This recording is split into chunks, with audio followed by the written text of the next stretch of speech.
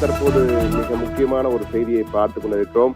பல மாதங்களாக லட்சக்கணக்கான விஜய் ரசிகர்கள் எதிர்பார்த்த இந்த தகவல் தான் இது. சிஎம் ஆகிவிட்டார் விஜய். அவருடைய அரசியல் பணத்தை விட அவருடைய ஜனநாயகன் படம், கடைசி படம் என அறிவிக்கப்பட்ட ஜனநாயகன் படம் பல பிரச்சனைகளை சந்தித்து வருகிறது.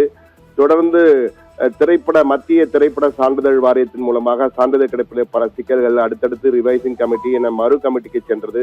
பிறகு உயர்நீதிமன்றத்தில் வழக்கு, உச்ச நீதிமன்றத்தில் வழக்கு, மீண்டும் உயர்நீதிமன்றத்தில் வழக்கு என பல வழக்குகள். பிறகு திரைப்பட நிறுவனம் வழக்கினை வாபஸ் பெற்றது.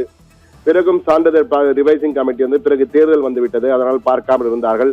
தற்போது ரிவைசிங் கமிட்டியும் பார்த்து விட்டார்கள், சான்றிதழும் கிடைக்கப் போகிறதாம். இன்னும் ஓரிரு தினங்களில் ஜனநாயகன் படத்திற்கு திரைப்பட சான்றிதழ் வழங்கப்படும். அந்த திரைப்பட சான்றிதழ் வழங்கிய பிறகு படம் ரிலீஸ் செய்வது குறித்து அறிவிப்பதாக இருக்கிறது. இந்த நிலை கேவிஎன் புரொடக்ஷன்ஸ் அந்த நிறுவனத்துடைய தயாரிப்பு தான் இது. எனவே விஜயின் கடைசி படம் என்பதால் இதை பிரம்மாண்டமாக வெளியிட வேண்டும் என அவர்கள் திட்டமிட்டிருக்கிறார்கள். அவர் தற்போது முதலமைச்சராகவும் ஆகிவிட்டார்.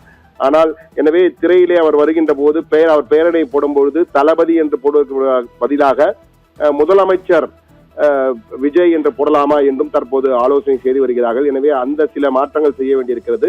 இந்த சூழ்நிலை தான் படத்தை எப்பொழுது ரிலீஸ் செய்வது என்று பேசிய பொழுது, அந்த தயாரிப்பு நிறுவனத்தின் சிலரிடம் நாம் பேசிய பொழுது சான்றிதழ் இன்னும் ஒரு நாள் கிடைத்துவிடும், படத்தை ரிலீஸ் செய்வது உறுதியாக இருக்கிறோம். ஆனால் அடுத்த மாதம் 22ஆம் தேதி முதலமைச்சர் விஜயின் பிறந்த நாள் வருகிறது. எனவே பிறந்த நாள் பரிசாக அந்த வாரத்துக்கு முன்னால் தொடங்கும் 18ஆம் தேதி வியாழக்கிழமை அன்று இந்த திரைப்படத்தை வெளியிடலாம் என திட்டமிட்டு வருகிறோம். ஆனால் அதிகாரப்பூர்வ அறிவிப்பு இன்னும் சில தினங்களில் சான்றிதழ் கிடைத்தவுடன் வெளியாகும். ஆனால் தற்போதைக்கு உறுதியான தகவலாக நீங்கள் சொல்லலாம் என்ற வகையில் நம்மிடம் தெரிவித்தார்கள். ஆனால் அதிகாரப்பூர்வ அறிவிப்பு வரும் வரை அது அதிகாரப்பூர்வமானது அல்ல. இருந்தாலும் ஜூன் 18ஆம் தேதி ஜனநாயகன் படம் என்றால் தற்போது ஜனங்களின் நாயகனாக மாறிவிட்டார் முதலமைச்சர். ஜனங்களின் நாயகனாக மாறி முதலமைச்சராக விஜய் தேர்வாகிவிட்டு தற்போது அமைச்சரவையும் அமைத்து விட்டார்.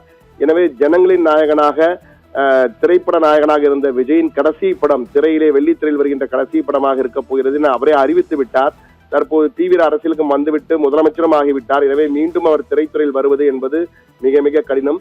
அந்த சூழ்நிலையில் அவருடைய கடைசி படம் என்பதால் ஆன்லைனில் ஏற்கனவே இணையத்திலே அவருடைய முழு படமும் ரிலீஸ் ஆகிவிட்டது. ஜனநாயகன் படத்தை பலர் பார்த்து விட்டார்கள்.